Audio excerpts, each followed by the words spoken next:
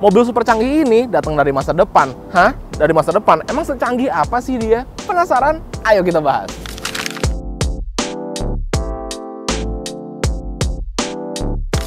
Halo Sobat Setir, selamat datang di Setir Kanan. Kembali lagi sama gue Narendra. Dan pada kesempatan kali ini di sebelah gue ada XPeng G6. Setir Kanan sebelumnya udah sempat diundang oleh XPeng ke Hong Kong untuk lihat acaranya XPeng nih. Karena di situ juga dia nge-showcase mobil-mobilnya, serta ada mobil juga yang bisa terbang. XPeng sendiri merupakan sebuah perusahaan yang bergerak di bidang otomotif dan teknologi. Jadi mobil-mobil mereka itu canggih-canggih banget Sobat Setir.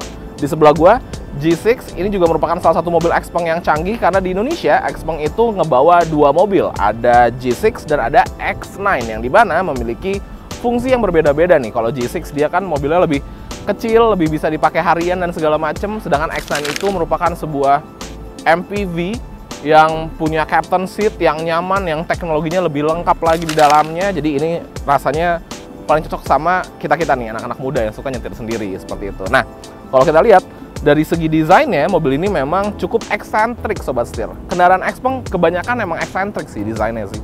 Di G6 ini sendiri juga sama. Dia memiliki DRL yang melintang dari kiri ke kanan di bagian depan. Kemudian di bagian bawahnya juga terdapat lampu yang tentunya sudah full LED semua. Dan ini lampunya sih terangnya bukan main Sobat Setir. Desainnya simple.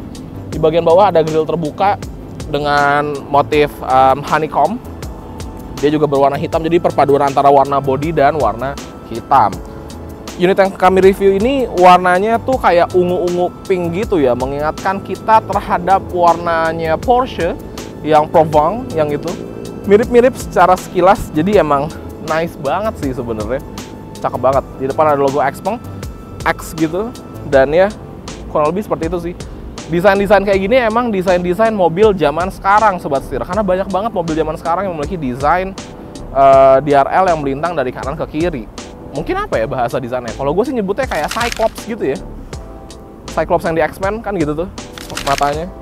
Ganteng sih. Sekarang kita geser ke bagian samping. Yuk. Nah, bergeser ke bagian samping, secara desain juga dia ganteng dan cukup eksentrik, terutama di bagian pilar belakang sini. Tapi itu nanti kita bahas. Gue mau ngebahas di bagian sisi depannya dulu nih. Di bagian depan, di sini terdapat sebuah, ada kayak apa ya, aksen XPeng gitu, ada tulisannya XPeng, serta di sini ada kamera. Jadi memang mobil ini yang kayak gue bilang tadi, canggih banget. Dia punya kamera dan sensor itu banyak banget Sobat Setir. Dia bisa ngedetek sekitaran kita ketika kita berkendara, dan jarak detection ya dari mobil hingga ke ujungnya itu tuh lumayan jauh, lumayan luas lah detectionnya. Dia bisa ngedetek jalur kita hingga jalur yang berlawanan arah juga. Secanggih itu XPeng. Nice banget. Jadi di bagian spion terdapat satu kamera, di bagian samping sini juga terdapat kamera, serta banyak banget sensor-sensor lainnya. Dia gagang pintunya modelnya flash door, dan ciri khas sebuah mobil listrik, dia desainnya sleek aja, nggak banyak aksen yang gimana-gimana, tarikan garisnya juga minim. Dan kita sekarang bahas bagian belakang tadi, yang gue bilang sangat-sangat eksentrik itu. Bagian pilar belakang ini, dia mengecil ukurannya, namun tetap tinggi. Jadi bentuknya tuh secara sekilas mirip sama, mungkin bisa dibilang kayak Mazda 3 hatchback, tapi ditinggiin lah desain belakangnya ya. Itu sih cakep banget. Dan di belakang sini juga terdapat sebuah charging port yang sudah support AC/DC charging juga. Nah, ngebahas mengenai chargingnya, mobil ini memiliki kapasitas baterai di 80,8 kWh. Dan dia memiliki daya pengisian DC maksimalnya di 451 kW. Untuk pengisian 10 hingga 80% hanya dalam 12 menit aja, dengan range di 725 km CLTC, dan untuk WLTP-nya di 525 km. Gokil kan speknya. Dan kalau kita ngebahas mengenai velgnya, dia juga desainnya ganteng, senada dengan desain overall dari mobilnya. Dia two-tone color, hitam dan ada aksen silvernya sedikit. Dia lubang-lubangnya gede-gede gini ya, jadi kayak expose gitu untuk bagian pengeremannya. Berbeda dengan kebanyakan desain velg kendaraan listrik yang kebanyakan kan menutup gitu ya, model disc gitu ya untuk aerodinamika, tapi G6 nggak kayak gitu. Menurut gue ini juga jadi salah satu wow factor dari desainnya si XPeng G6 ini. Bannya pakai Michelin, ukuran 255 45 ring 20. Ini juga ban EV karena ini adalah sebuah Pilot Sport EV. Jadi lebih silent, lebih cocok lah untuk mobilnya. Sekarang kita geser ke bagian belakang. Yuk. Nah, bergeser ke bagian belakang, kayak yang tadi gue bilang, mobil ini canggih banget. Kameranya banyak, sensornya banyak di bagian belakang sendiri, dia tuh udah punya 3 kamera sobat setir. Asli. Kita bahas satu-satu. Di bagian atas, di sini terdapat kamera. Kamera ini fungsinya untuk di bagian spion tengah, karena spion tengahnya dia bisa jadi cermin atau bisa jadi layar untuk menampilkan gambar dari kamera ini. Kemudian di sini juga ada kamera lagi satu di bagian tengah ya, di antara lampu-lampu ini. Turun lagi ke bawah, dia ada kamera lagi satu lagi. Kamera ini untuk ngasih kita perspektif ketika kita lagi mundur. Jadi banyak banget kameranya serta sensor-sensornya juga banyak. Di bagian belakang aja, di sini ada 1, 2, 3 kali 2 kanan kiri. Jadi ada 6 sensor. Itu hanya di bagian belakang aja. Kayak gue bilang tadi, canggih banget. Di bagian atas dia terdapat high mount stop lamp juga, serta di sini ada defogger dan ada rear wiper yang desainnya ngumpet, jadi kelihatannya clean, manis, cakep gitu. Terus di bagian pintu bagasi ini dia sedikit naik ke atas, jadi kayak semacam ducktail gitu. Untuk lampu remnya dia modelnya pipih aja, tipis kayak gini, full LED semua. Dan di sini ada ejaan si Xpeng-nya sendiri. Di sini ada G6 dan ya kurang lebih seperti itu desain dari bagian belakang Xpeng G6. Oke, kalau gitu kita intip bagian interiornya, kemudian kita coba gimana kira-kira rasa berkendaranya si mobil canggih ini. Yuk, let's go.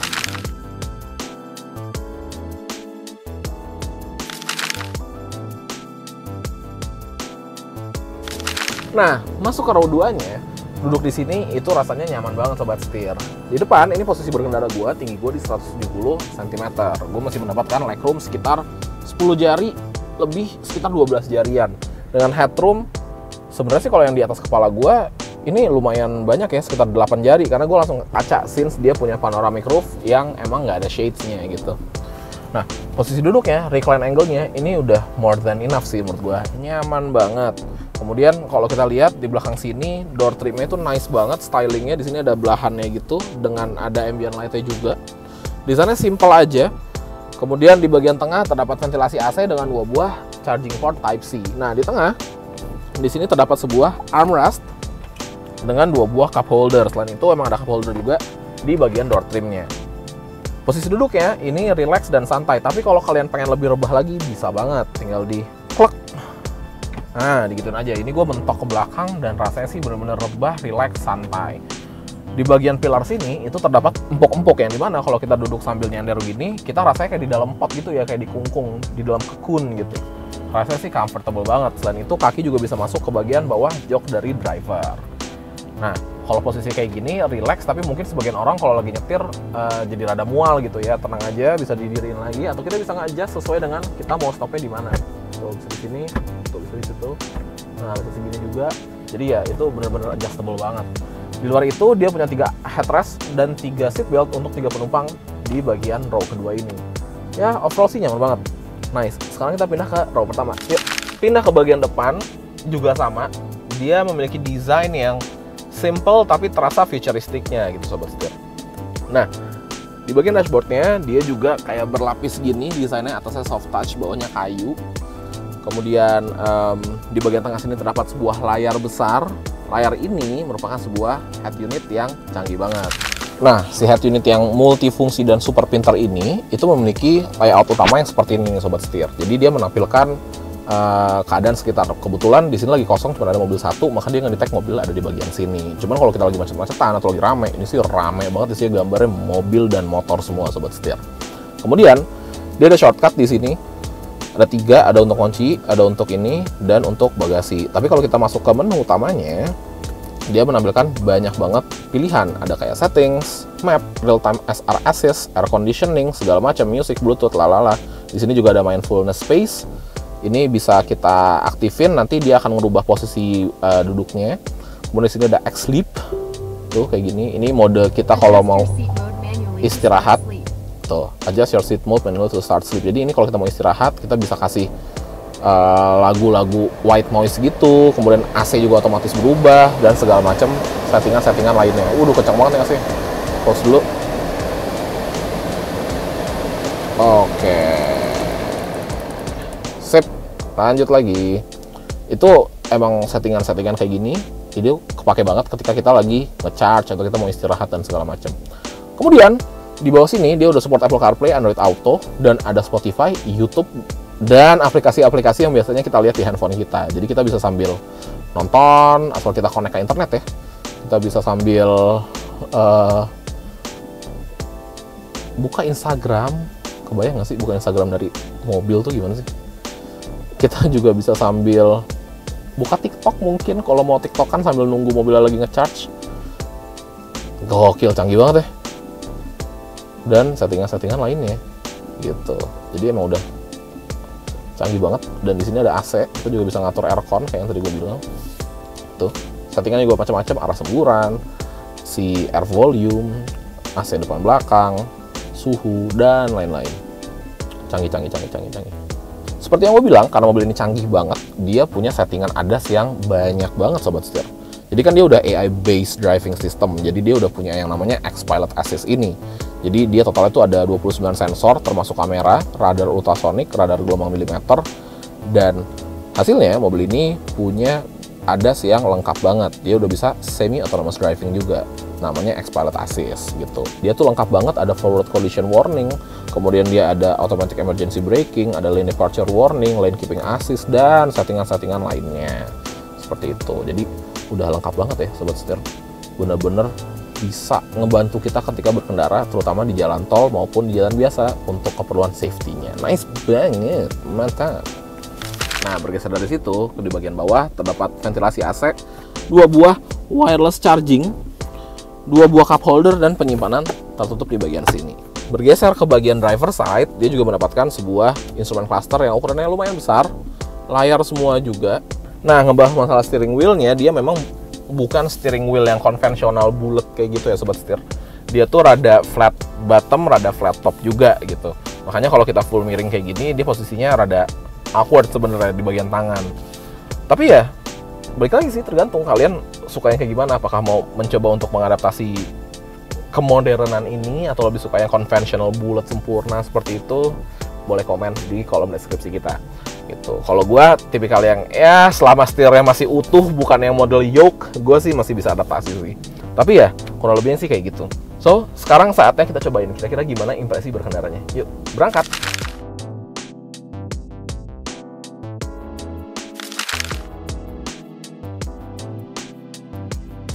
Oke Sobat Setir, sekarang langsung aja kita coba bawa si Xpeng G6 ini. Pertama mau gue bahas adalah dari posisi duduknya dulu. Menurut gue, dia memiliki pengaturan posisi duduk yang macem-macem banget. Dan ini pengaturannya cukup nyaman, nggak yang sporty rendah gitu, tapi masih oke lah. Masih cukup oke, bikin kita bawa mobil ini jadi lebih relax sebenarnya. Oke banget. Maju mundur, naik turun, reclining, lumbar support, semuanya elektrik. Steering wheel-nya juga dapat diatur secara tilt and telescopic.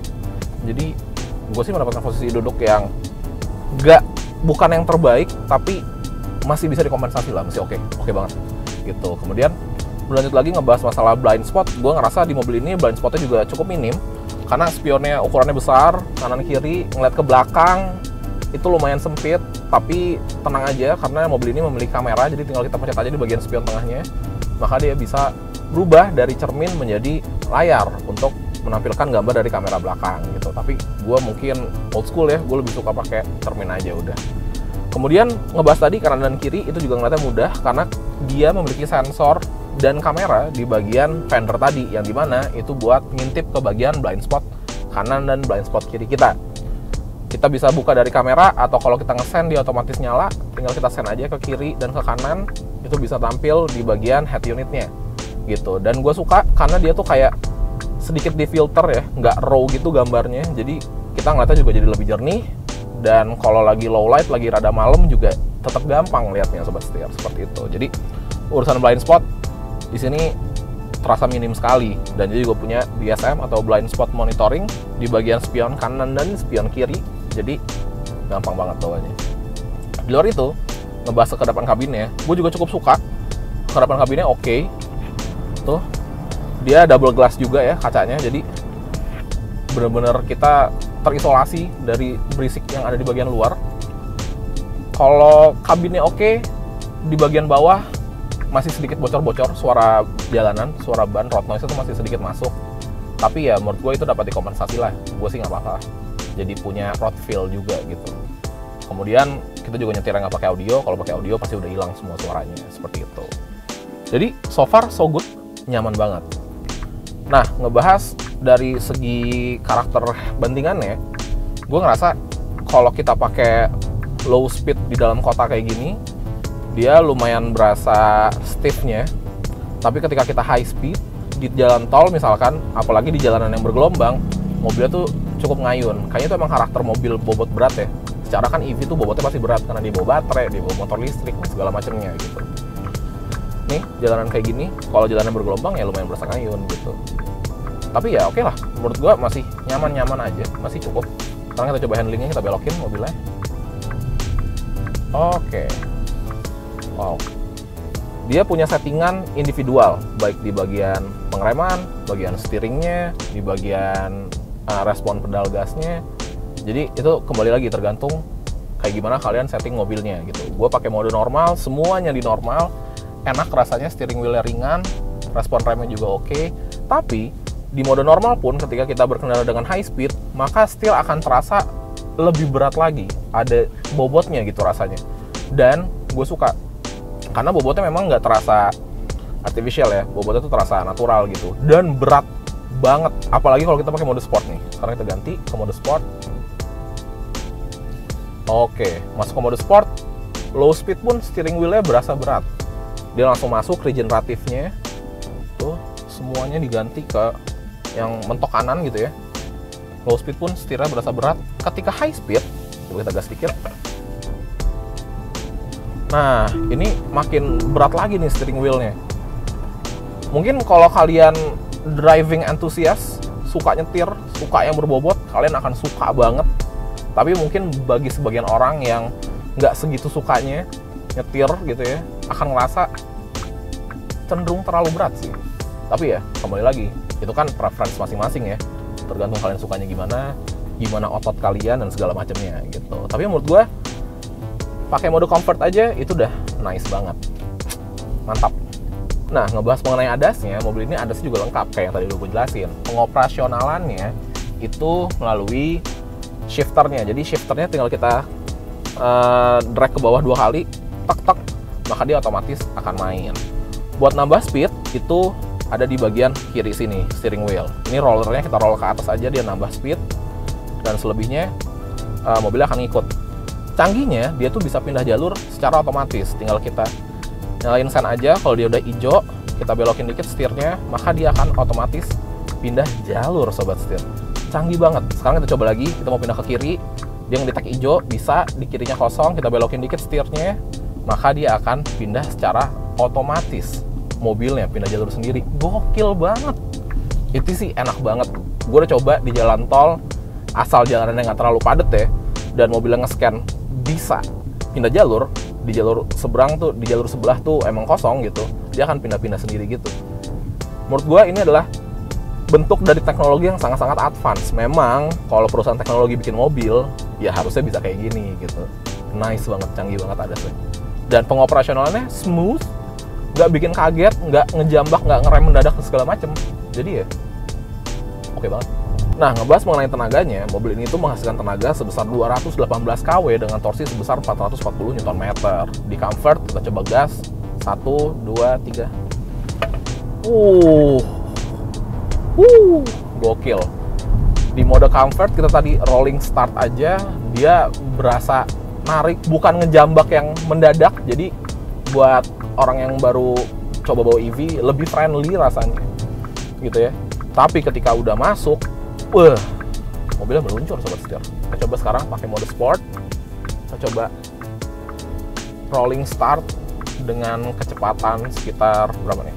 Kita coba dari 30 deh. 1, 2, 3. Wow, gokil. Tenaganya instan banget. Speednya naiknya dengan sangat cepatnya dan mudahnya. Dan ya, gokil sih. Klaimnya, mobil ini itu dapat berakselerasi sekitar 6 detikan dari 0 ke 100 gitu. Dan menurut gue ini udah more than enough untuk penggunaan harian maupun penggunaan spirited driving sekali-kali ya. Asik banget sih. Nice. Oke sobat setir, sekian impresi kami dari Xpeng G6, sebuah mobil yang canggih banget, yang desainnya eksentrik banget, dan tentunya rasa berkendara yang nggak kalah nyaman.